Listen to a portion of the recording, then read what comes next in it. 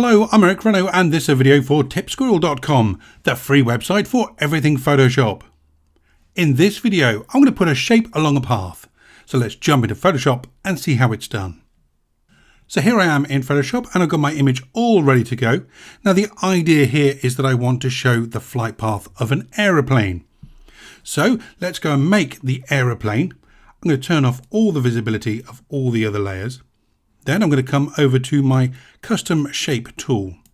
Now I know there's an aeroplane in there. In fact, there it is. It's already selected, but you can see it just here.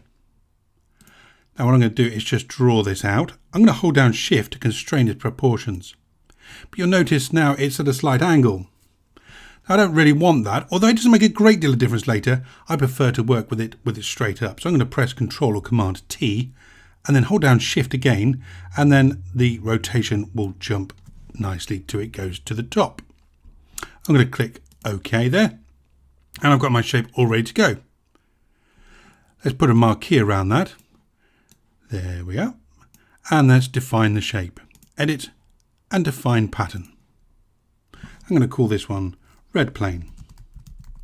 There we go. And click OK. Now I don't need the shape anymore. And I don't need the selections. Let's Ctrl or Command D to get rid of that. And I'm going to turn on the visibility of my layers. Let's create a new layer and I'll call this one planes. There we go. Now I need a path for my planes to go along. So I get my pen tool and I'm going to make my airplane go from there to there. A nice curve. There we go. I'm happy with that. Right, now up to Edit and Fill. Now by default it should look like this. What I actually want to do is to come and click on Script. And you'll see that Place Along a Path is now available to me. You may also see Crossweave and Brick available as well. They're reasonably new. But Place Along a Path is what I'm after. My custom pattern, that should be in here. There it is, the red plane. I'm going to click off that and then click OK. And a new dialog box appears. And you can see it's not quite as I'd like it. All right, let's sort out the color first of all. You may notice there's just slight differences. And that's being brought on by this slider. So you can see the brightness there. And also there's a bit of color randomness as well. I can get rid of those. Let's straighten them up. And from that, I can use angle from path.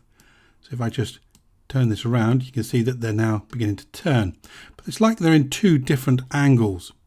If I do this distance from path, you can see that in fact there's two instances and they alternate. I don't want that at all. So let's bring that down. Alternate patterns. If I click off that, now we've just got the one. And I can bring that around. Now it's on the path. Now my spacing and my scale work nicely together. If I bring my scale down, I may want to bring my spacing up or even down a little bit, depending on how I feel. I'm going to bring this quite a way down. Although they look quite small here, they're going to be quite big on my image afterwards.